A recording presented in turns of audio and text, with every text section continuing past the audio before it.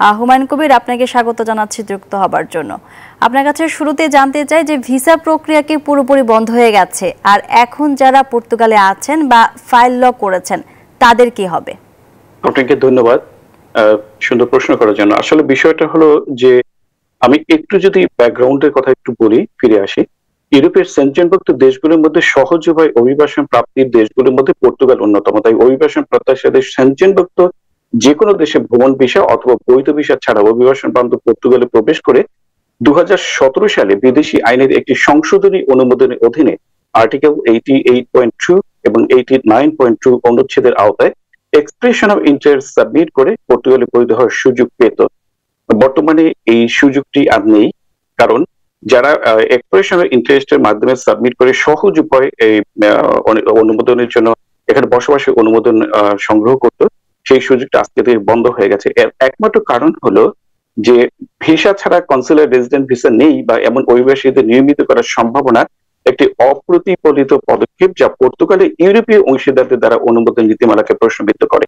আসলে বর্তমান সরকারের উদ্যোগে প্রণীত রাষ্ট্রপতি স্বাক্ষরিত এই অধ্যাদেশের মাধ্যমে সেনজেনভুক্ত যে কোনো দেশে ভ্রমণ ভিসা অথবা বৈধ ভিসা ছাড়া পর্তুগালে প্রবেশ করে আর্টিকেল 88.2, 88.9 অনুচ্ছেদের আওতায় এক্সপ্রেস অফ ইন্টারেস্ট সাবমিট করে পর্তুগালে বৈধ হওয়ার সুযোগটা আজ থেকে বন্ধ হয়েছে। তবে স্টুডেন্টের ভিসা বা একেবারে কি ভিসা বন্ধ হয়েছে তা কিন্তু নয়। স্টুডেন্ট হিসেবে তারা পড়াশোনার জন্য পর্তুগালে আসবে। ফ্যামিলি রিইউনিয়ন অর্থাৎ যারা পর্তুগালে যাদের আত্মীয় স্বজন মা বাবা বসবাস করছে এবং আন্ডার 80 এইজ অথবা তাদের পিতামাতাকে এখানে আনার সুযোগ রয়েছে এবং তাদের এখানে বৈধ হওয়ার সুযোগ আছে। আরো একটা সুযোগ আছে যেখানে এরা ব্যবসা বাণিজ্য করে অথবা গোল্ডেন ভিসাকে অবশ্য প্রাধান্য দিয়েছে, সেক্ষেত্রে এখানে কিন্তু বৈধ হওয়ার সুযোগ আছে। মাত্র দুটো আর্টিকেল এখান থেকে 88.2 এবং 89.2 অনুচ্ছেদ, এই দুটোই শুধু স্থগিত করা হয়েছে। বাকি আর্টিকেল যেভাবে এখানে প্রবেশ করে বৈধ হওয়ার যে সুযোগ ছিল সেই সুযোগটা কিন্তু এখনো আছে। আপনার অপর এক প্রশ্নের উত্তরে বলি যে আসলে কি তাহলে কি সম্পূর্ণই বন্ধ হয়ে গেছে? না, দুটো আর্টিকেল 88.8 এবং 89.2 আর্টিকেল ছাড়া আর অন্যান্য আর্টিকেল আগের মতোই আছে এবং আগের মতোই এখানে সুযোগ রয়েছে এই অভিবাসন প্রত্যাশী এবং এই পর্তুগালে বসবাসে এবং পার্মানেন্ট রেসিডেন্ট কার্ড পাওয়ার একটা সুযোগ কিন্তু এখানে আছে, সেটা কিন্তু এখনো শেষ হয়ে যায়নি। আর আরেকটা বিষয় আপনাকে বলে রাখি, তাহলে গোল্ডেন ভিসাকে সরকার মাঝখানে বন্ধ করে দিয়েছিল, এটা বিবেচনাধীন, কিন্তু আবার পুনরায় শুরু করে একটা বিবেচনা কিন্তু শুরু হচ্ছে। সেক্ষেত্রে ইনভেস্টমেন্টের ক্ষেত্রেও বড় একটা সুযোগ কিন্তু আসতে পারে এখানে। বর্তমান সরকার আমি বলবো এই সরকারের পিছনে, এই সরকার আসার পূর্বে, ক্ষমতা আসার পূর্বে একটা গুঞ্জন ছিল যে পর্তুগাল অভিবাসী আইন পরিবর্তন করবে, সংশোধন করবে, ঠিক সংশোধন করেছে, কিন্তু এখানে যে পরিমাণ অভিবাসীদের চাপ সেটা সামলাতে গিয়ে বর্তমান সরকারের রাজনৈতিক সিদ্ধান্ত এবং বর্তমানে প্রেক্ষাপটের সিদ্ধান্ত দুটো বাস্তবায়ন কিন্তু বাস্তবতার প্রেক্ষাপট কিন্তু এক হয়েছে। সুতরাং এটা কিন্তু পলিটিক্যাল কোনো সিদ্ধান্ত নয়। এখানে অভিবাসীদের, অতিরিক্ত অভিবাসনদের এবং অবৈধ নয় যারা সেনজেনভুক্ত কান্ট্রি থেকে ভিসা নিয়ে এখানে আসতে চায়, ট্যুরিস্ট ভিসা নিয়ে আসতে চায় এবং যাদের অবৈধভাবে এখানে প্রবেশ করে, ওই দুটো জিনিস কিন্তু বন্ধ হয়ে গেছে। এটা ইউরোপীয় ইউনিয়নেরও একটা প্রেশার ছিল বন্ধ করার জন্য।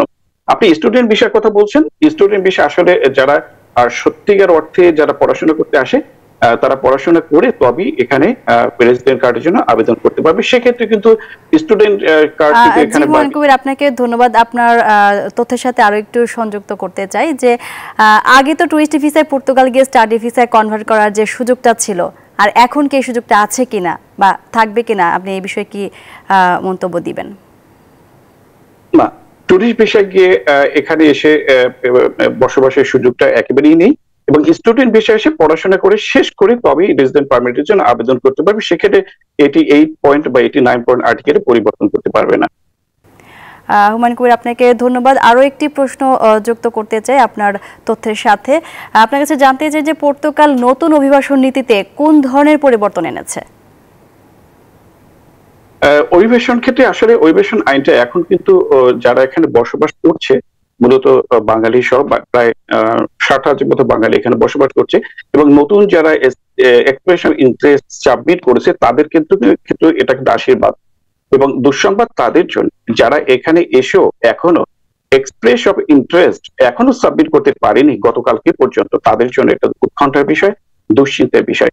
তবে এখানে অভিবাসন বান্ধব দেশ হিসেবে এদেশের সরকার বর্তমানে যে সিদ্ধান্ত নিয়ে আজকে অভিবাসন নীতিমালা পরিবর্তন করেছে, সেটা কিন্তু আসলে অভিবাসনদের পক্ষে শতভাগ বলবো।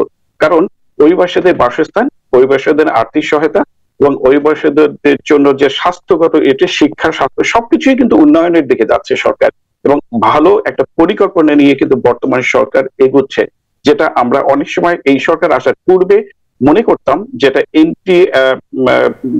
আমাদের বিরোধী, মানে প্রবাসীদের বিরোধী একটা সরকার হতে পারে, এই ধরনের একটা গুঞ্জন ছিল।